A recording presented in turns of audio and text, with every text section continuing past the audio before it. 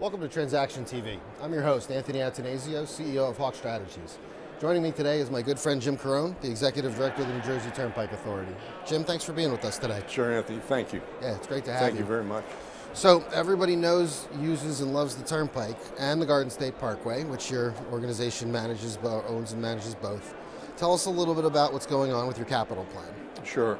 So I think if you go out to our website, it really delineates what our what our plan is. Back in 2020, this agency made a commitment that we would award $1 billion worth of work every year, whether that's design work, whether that's supervision work, or whether that's construction work. Right. So we, for the most part, we have kept to that. I think 2 years ago was the first year that we did do over $1 billion worth of work, and then we have continued that since. So that's a big commitment on our part, and it's a big part of the actual capital plan. So I think when you look at that capital plan, you'll see that it really transverses all throughout the state, on the Turnpike all the way through, and on the Parkway all the way through. So I think if you look at that, you'll see that we have highlighted areas up and down the entire state.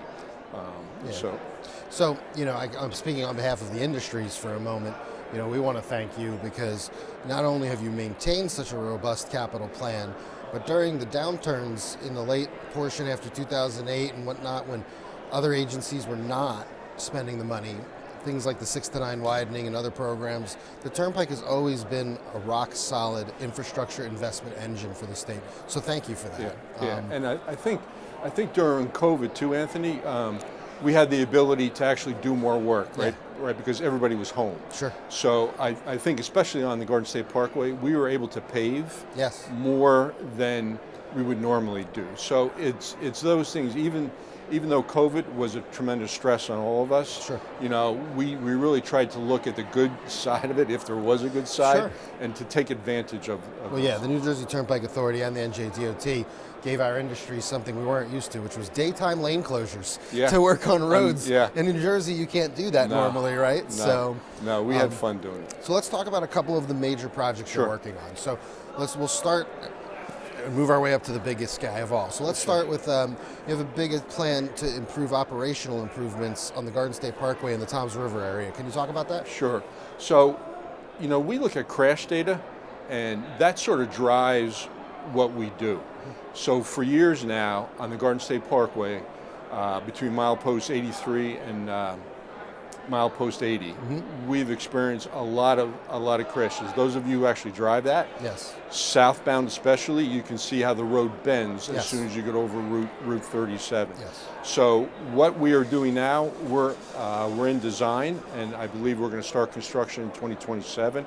But we're going to attempt to straighten out that bend to the extent that we can. It's not going to be perfect, but we feel as though this is a start, and I think all the patrons, especially during the 100 days of summer, I really think people will really appreciate that. So that's on our list. That's the biggest one. It's in design now, and as I say, we're going to start construction in 2027. So that's a great segue, because you talked about people who drive that stretch are really going to feel it, and I drive it a lot. And boy, you're flying down the Parkway by the speed limit, of course, but you're going down the Parkway and you hit that Toms River area, and we all know your Waze turns red and you're going to slow down. So this is going to be a major improvement. Yeah. But talking about how users truly can feel the value of your investment, let's transition to the widenings. So. For those of us who drove north and south in New Jersey on the New Jersey Turnpike before the 6 to 9 widening, we remember always have a bottle of water, have gone to the bathroom.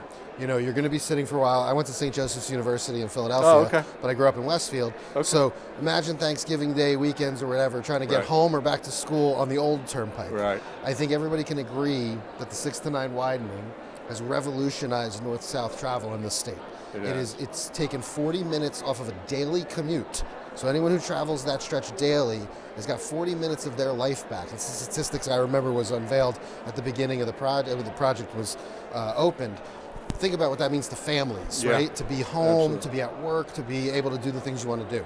So now you've embarked on the next major widening program, and you are looking to widen from the Delaware Bridge through Exit 4, right? Can you tell us a little bit about that program and where it's at? Sure. So obviously, with that 6 to 9 widening, we get so many compliments from people when they come Oh, yeah. to see us or for meetings, and if they come from that area. So it's really satisfying to us that really works, and it has made such a major impact. So we're gonna continue that. We're gonna continue that all the way down to the Delaware Bridge. So right now it's 2 lanes. So this project we'll add 1 lane in each direction. So we'll have 3 lanes. Extremely needed. We're actually in design now for the northern part of that. Okay. So interchange 4 to interchange 3. And I think we should be ready to go out to construction in 2027. It's fantastic. So, yeah. So AECOM is your program manager. I'm sorry? AECOM Yes, is your program yep, manager. And then your design phase is going to lead to, when do you believe the first construction contracts will come out? 2027. Fantastic. Right. So, again, sort of going back to the capital plan. Yeah. We heard from the people down south, and this is very important to us, right? So we have heard from them. So, not part of the 1 to 4 widening is something that we're going to start construction right away. So there's 6 graded U-turns that we're going to start right away. So Okay. even though it's not part of the 1 to 4 widening, Dan Hessline and his group have actually designed that, and we're going to start construction as soon as possible. I believe this year. So again, from a safety standpoint, to get to make U-turns, it'll be extremely safer, rather than what we have now as far as trying to go through the barrier. Yeah, no, that's important because safety is paramount. And you mentioned Dan; it's your new chief engineer. Yes. Great, addition to your senior team, and we're excited to be working with Dan. So, but of course, he came in at a very interesting time as well, because I'm going to talk about the third major project, Right. Which is the Newark Bay Hudson County extension improvements. And I think one of the reasons we need to talk about this. It's always good to have conversations like this about investment and how it benefits taxpayers. But in this particular case, you have a critical regional project that unfortunately so far has been the victim of a misinformation campaign Right. from a combination of elected officials and advocates. Talk to me a little bit about that project. Help clear up the air a little bit, because I think folks at home watching understand the critical need for that project. Correct. So 2 things before I sort of get into it, Anthony. During COVID, what really saved us was the commercial traffic on the New Jersey Turnpike. I think that sort of highlighted the importance of that area. yeah. And you know what? Number 2, with the misinformation, we take very seriously our responsibility to the public. Yes. We understand that there's always going to be misinformation. So we strive every single day to ensure that the right message gets out is extremely important. And then when you're thinking about the bridge, the most important part of this entire project is that bridge, right? 70 years old. The most recent study that we've had, I believe in the early 2030s, that bridge will not be able to support any traffic at all. So as a result of that, that is our first priority. Yes. So we're in, we've done all the permitting, we've done all the studies, we've worked with the Army Corps of Engineers, we've worked with the Coast Guard.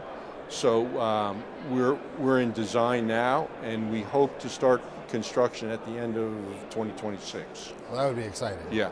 So we're there. Yep. And I just hope that people realize that the amount of traffic going from the airport, interchange 14 to 14A, is absolutely tremendous. Yes. So that's our biggest goal right now. So one of the things about that project, and one of the pieces of misinformation that we've been out there trying to help clear up, I did an editorial board with the Star Ledger about a year and a half ago to help support the Turnpike, because you had elected officials talking about oh, you're widening this, you're going to create a Carmageddon in Jersey City and Hoboken, but the reality is the widening really takes place on the westerly side, and it's to open up the port traffic to get those container trucks you talked about, right? Correct. Out of the port and out into our state. Correct. So actually, it's going to increase flow away from the area. It should. Yes. Yes, it should. Right. Yes, it should. So, I think it's important that there's no real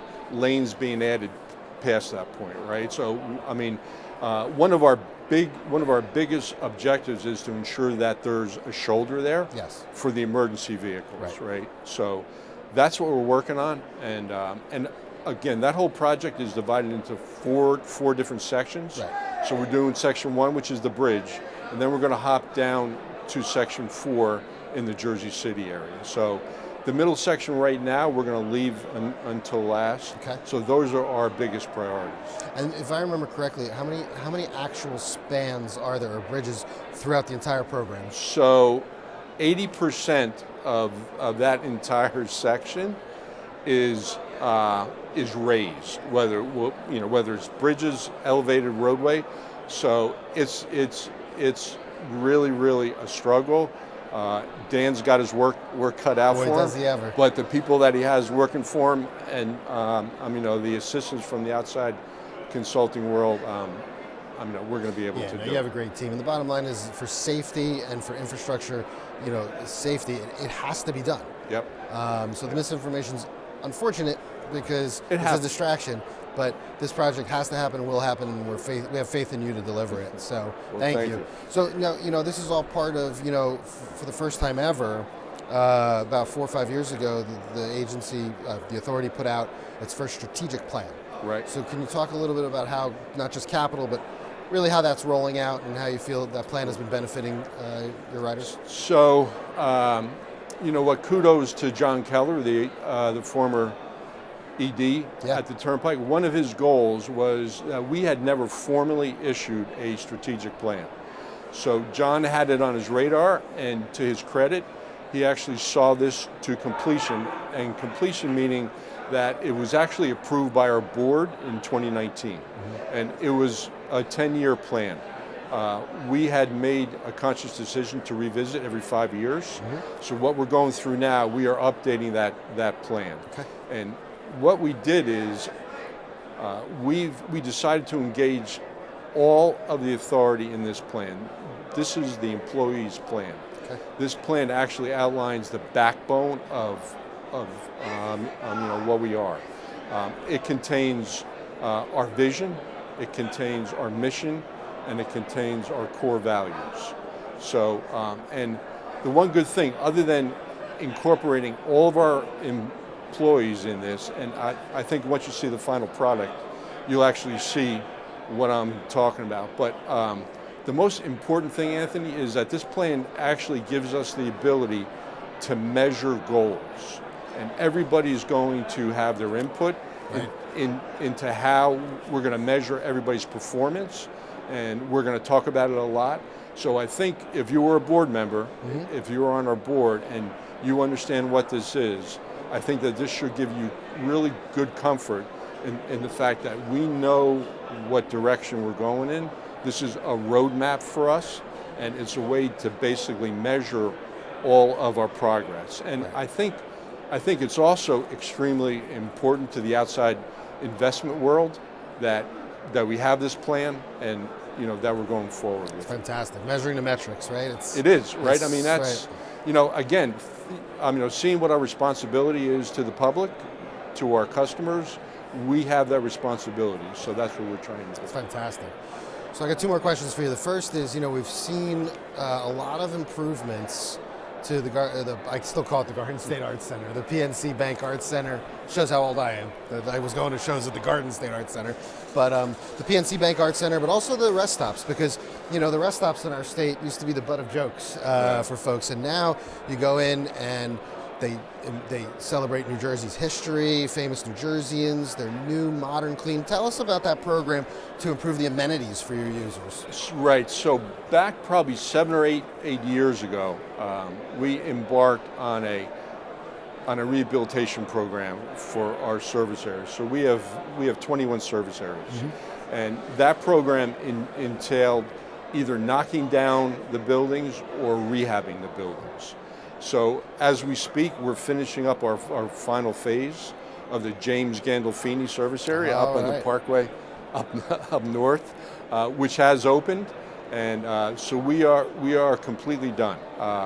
Back during COVID, our service areas for years were run by HMS Host, and during COVID they had a little bit of a struggle, so they were able to have a company called Applegreen from Dublin Iron. They basically took over their contract. Okay. And they have introduced quite a new number of concepts. Shake Shack, Yep. Chick-fil-A, Pret a Manger.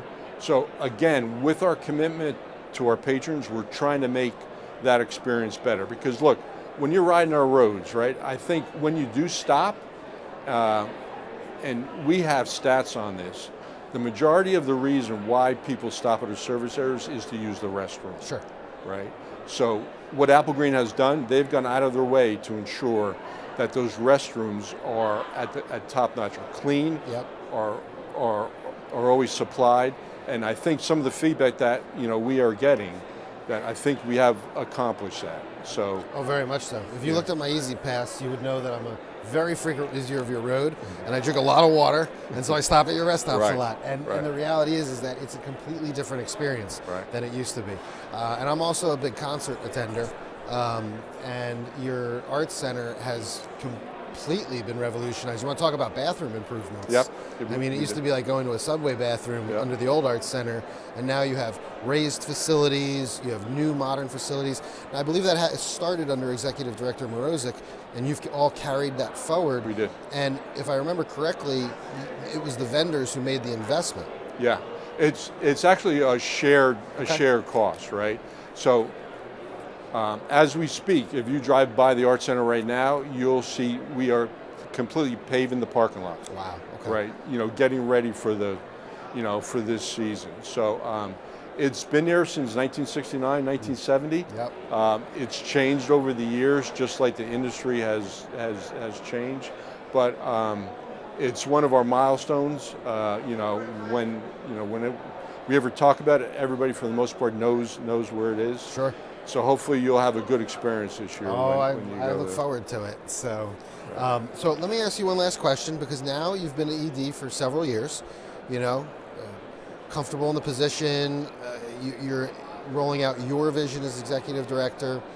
Tell us what your top priority is, or what your biggest challenge is at the current moment going forward.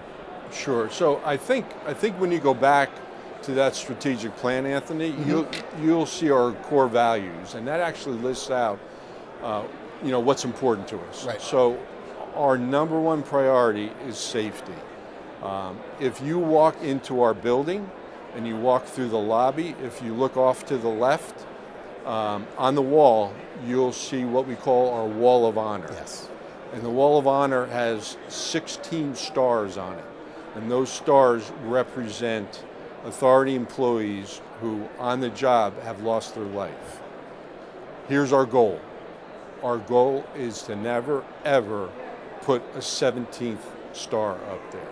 So that's what we're all about. We want to make sure that our workers and our people that use the road, our law enforcement, Troop D, New Jersey State Police, are as safe as possible.